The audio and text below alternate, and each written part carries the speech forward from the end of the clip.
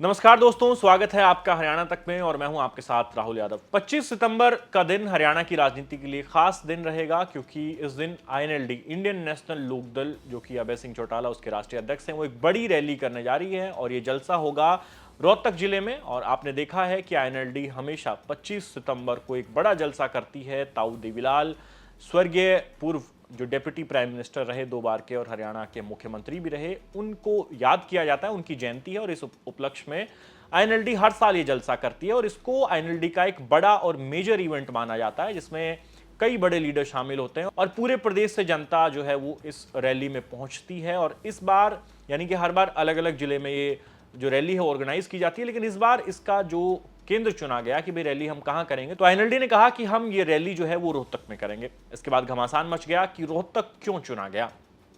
सवाल सबसे बड़ा यही है कि आखिर आईएनएलडी जो है वो रोहतक में ये रैली क्यों कर रही है। इसके ऊपर इनेलो के नेताओं का कहना है कि क्या वो रोहतक में रैली नहीं कर सकते, उनके रोहतक में रैली करने से किसे तकलीफ है।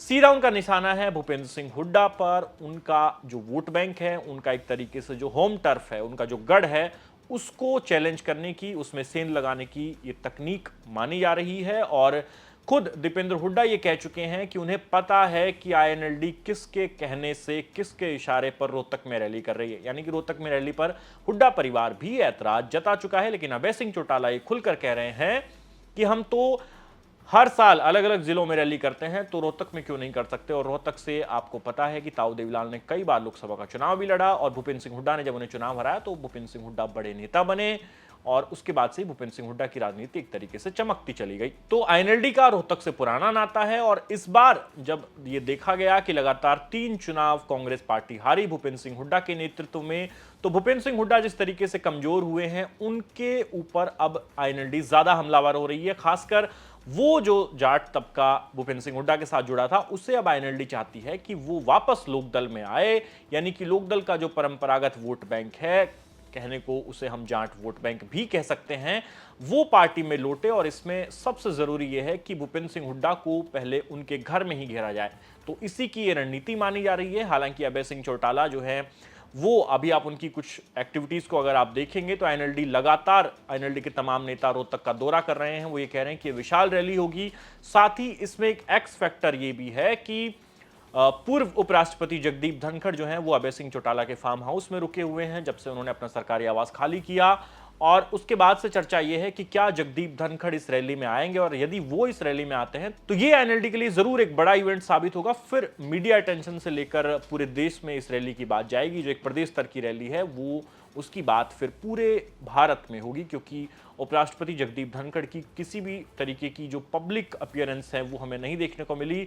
इस बार जब नए उपराष्ट्रपति का शपथ ग्रहण समारोह था उसमें वो आखिरी बार दिखाई दिए थे, लेकिन उसके बाद से उन्होंने कहीं से कुछ भी बोला नहीं है, कोई बयान नहीं दिया है। तो यदि वो इस रैली में आते हैं तो और वो क्या बयान देंगे, वो क्या बातें कहेंगे, इस पर भी सबकी निगाहें टिकी है। हालांकि उनका आना अभी कंफर्म नहीं है। अभय सिंह चौटाला कह रहे हैं, हर इंटरव्यू में हमारी जो सहयोगी है सोनिया, उनसे बातचीत में भी उन्होंने कहा कि मैं जाऊंगा, मैं मिलूंगा धनखड़ साहब से, वो मेरे फार्म हाउस पे हैं और मिलकर उनसे बात करूंगा, फिर जो उनके मन में होगा वो डिसाइड करेंगे।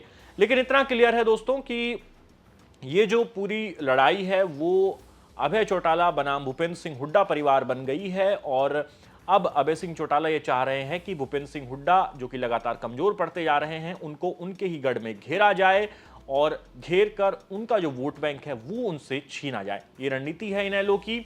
और दूसरी तरफ भूपेंद्र सिंह हुड्डा है, उनके बेटे हैं, वो लगातार ये आरोप लगाते हैं आईएनएलडी पर कि भारतीय जनता पार्टी के साथ मिलकर काम करते हैं। ये उन्हीं के कहने से रोहतक में रैली कर रहे हैं और इनको डायरेक्शंस जो हैं वो भारतीय जनता पार्टी से आती हैं।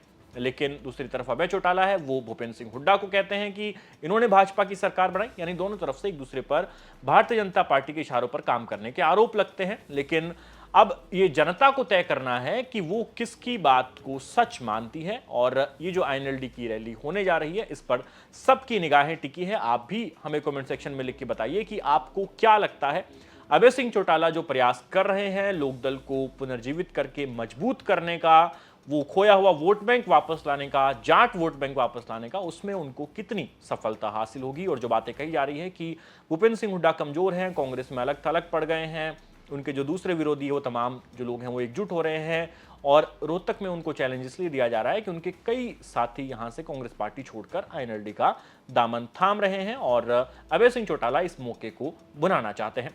तो आपकी इस पूरे मसले पर क्या राय है हमें कमेंट सेक्शन में लिख के जरूर बताएं और प्रदेश की तमाम खबरों के लिए देखते रहिए हरियाणा तक। धन्यवाद।